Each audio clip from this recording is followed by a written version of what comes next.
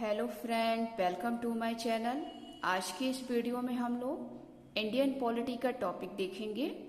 Indian polity में हम लोग भारतीय संविधान एवं लोक प्रशासन से संबंधित प्रश्नों को देखेंगे, क्योंकि यहाँ से क्वेश्चन जो है बहुत बार पूछे गए हैं और यहाँ पर वही क्वेश्चन लिया है जो किसी न किसी एग्जाम में आए हुए हैं। तो आइए देखते हैं।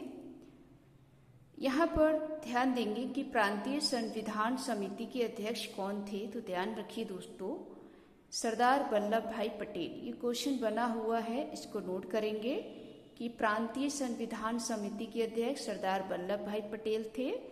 अब कुछ दोस्तों यहाँ पर नोट करना है, परामर्श समिति, मौलिक अधिकार समिति और अल्पसंख्यक मामलों की समिति, इन सभी के अध्यक्ष दोस्तों सरदार वल्लभ भाई पटेल थे। तो इसको नोट कर लीजिएगा, कितनी समितियां हैं। एक तो आपने पढ़ा दोस्तों प्रांतीय संविधान समिति, परामर्श समिति, मौलिक अधिकार समिति और अल्पसंख्यक मामलों की समिति। इन सबके अध्यक्ष सरदार वल्लभ भाई पटेल को बनाया गया था। आगे देखेंगे, भारत के संविधान आधुनिक मनु की संज्ञा किसे दी जाती है। तो ध्यान रखिएगा, डॉक्टर बी.आर. अम्बेडकर को। आप जानते हैं कि डॉक्टर बी.आर. अम्बेडकर ही संविधान सभा के पिता कहलाते हैं। तो आपसे एग्जाम में इस तरीके से घुमाकर भी क्वेश्चन पूछ सकता है कि भारत के संविधान आधुनिक मनु की संज्ञा किसे दी जाती है। तो ध्यान रखिएगा, बी.आर. अम्बेडकर को। दूसरा चीज दोस्तों, भारत के संविधान निर्माता या पिता किसे कहा जाता है। तो ये भी दोस्तों बी.आर. अम्बेडकर जी को। ये क्वेश्चन दोस्तों एग्जाम में बने हुए हैं, तो आप अपनी कॉपी पर नोट जरूर करें। आगे का देखेंगे, आंध्र प्रदेश का भाषाई आधार पर गठन कब हुआ। आप जानते हैं दोस्तों, भारत में जो एक राज्य है वो आंध्र प्रदेश है, जो भाषा के आधार पर गठन किया गया था। तो ध्यान रखिएगा, इसको भाषाई आधार पर वर्ष 1953 में गठन किया गया था और ये मद्रास से अलग होकर बना, क्योंकि आंध्र प्रदेश पहले मद्रास में ही हुआ करता था, लेकिन इसे भाषा के आधार पर गठन करने के लिए 1953 में इसको गठन किया गया था और ये मद्रास से अलग हुआ। इसको भी नोट करेंगे। आगे देखेंगे, भारतीय संविधान के किस भाग में मूल यानी कि मौलिक अधिकारों का उल्लेख है। आप जानते हैं दोस्तों, भारतीय संविधान में बहुत सारे अधिकार दिए गए हैं, लेकिन मूल या मौलिक रूप से जो अधिकार हैं वो किस भाग में हैं। ये दोस्तों भाग 3 में है। भाग 3 को ही दोस्तों मैग्ना कार्टा कहा जाता है। ये क्वेश्चन बना हुआ है कि भारतीय संविधान में किस भाग को मैग्ना कार्टा कहा जाता है। तो ध्यान रखिएगा, भाग 3 को, क्योंकि इसे मूल या मौलिक अधिकार का उल्लेख है। अब दोस्तों कुछ और भी पॉइंट नोट करेंगे। ये जो मूल अधिकार जो है, ये संविधान के अनुच्छेद 12 से लेकर 35 तक है। तो इसको भी नोट करेंगे। मूल संविधान में दोस्तों मूल अधिकार पहले 7 हुआ करता था, लेकिन अब वर्तमान टाइम में दोस्तों 6 हैं। तो आपसे एग्जाम में पूछे कि मूल रूप से संविधान में मौलिक अधिकार या मूल अधिकार कितने थे, तो ध्यान रखेंगे 7, और वर्तमान टाइम में पूछे तो 6, क्योंकि दोस्तों एक अधिकार जो था उसको समाप्त कर दिया गया था, क्योंकि उसे कानूनी अधिकार बना दिया गया था। वो था दोस्तों अनुच्छेद 31 का, क्योंकि अनुच्छेद 31 में दोस्तों संपत्ति का अधिकार जो था वो समाप्त कर दिया गया था 44वें संविधान संशोधन के द्वारा, क्योंकि उसे कानूनी अधिकार बनाया गया था। तो इसको नोट करेंगे। आगे देखेंगे दोस्तों, किस अनुच्छेद में इच्छा अनुसार शादी की स्वतंत्रता का अधिकार प्राप्त है।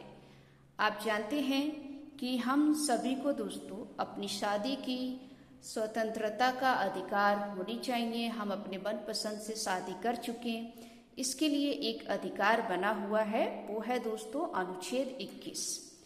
संविधान सभा में अगर आप अनुच्छेद 21 में देखेंगे तो ये हमें बहुत तरह के अधिकार देता है। एक तो दोस्तों जीवन जीने का अधिकार, आप किस तरीके से आप अपना जीवन जिएंगे ये आपका अधिकार है। दूसरा इसमें दिया गया है दोस्तों निजता का अधिकार, और तीसरा आप देखेंगे प्राण एवं दैहिक स्वतंत्रता का अधिकार। ये सभी अधिकार अनुच्छेद 21 में है।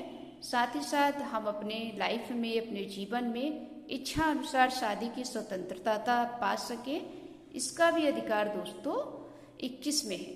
आगे का और क्वेश्चन देखेंगे दोस्तों। यहाँ पर आप देखेंगे महाभियोग की प्रक्रिया। आप जानते हैं महाभियोग की प्रक्रिया राष्ट्रपति पर लगाया जाता है। तो ये क्वेश्चन बना हुआ है, महाभियोग की प्रक्रिया का विवरण या उल्लेख किस अनुच्छेद में है। तो ध्यान रखिएगा, इसका उल्लेख भारत के संविधान अनुच्छेद 61 में दिखाई देगा। ये क्वेश्चन बना हुआ है कि महाभियोग की प्रक्रिया किस अनुच्छेद में है, तो ध्यान रखिएगा 61। इसमें कुछ पॉइंट आपको नोट करना है। राष्ट्रपति को समय से पहले महाभियोग से हटाया जा सकता है, ये अनुच्छेद 56 में आपको दिखाई देगा। अगर आपसे केवल क्वेश्चन पूछता है कि महाभियोग की प्रक्रिया संविधान के किस अनुच्छेद में है, तो 61 में। अगर आपसे दूसरा क्वेश्चन ये पूछे कि मान लीजिए कि राष्ट्रपति ने कोई संविधान का उल्लंघन किया है, वहां पर अगर समय से पहले राष्ट्रपति को हटाना है तो किस अनुच्छेद के द्वारा हटाएंगे, तो ध्यान रखिएगा अनुच्छेद 56 के द्वारा। अब महाभियोग में और क्या क्या चीजें होती हैं ध्यान रखिए।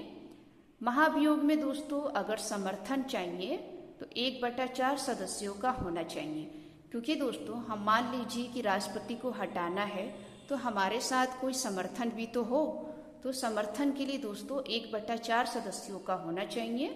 दूसरा दोस्तों, अगर राष्ट्रपति पर महाभियोग लगाना है तो उसे दोस्तों 14 दिन पहले सूचना देनी पड़ती है, ये भी नोट करेंगे। साथ ही साथ दोस्तों लोकसभा और राज्यसभा में प्रस्ताव जो है 2/3 से पारित कर दे।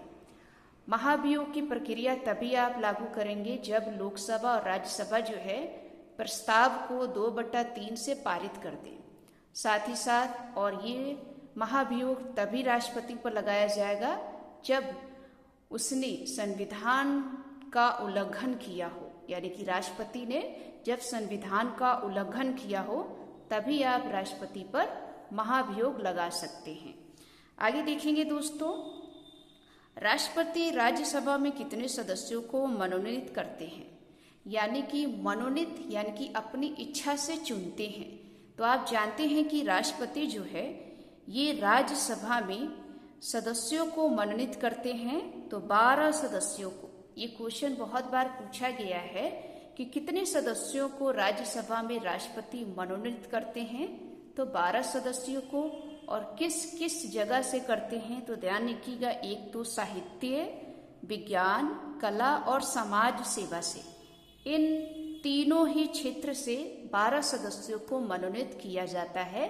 तो क्षेत्र का भी नाम याद रखेंगे, साहित्य, विज्ञान, कला और समाज सेवा, ये 4 क्षेत्र याद रखेंगे, बहुत बार एग्जाम में पूछा गया है।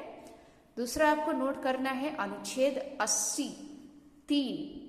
83 के तहत दोस्तों 12 सदस्य मनोनीत किए जाते हैं।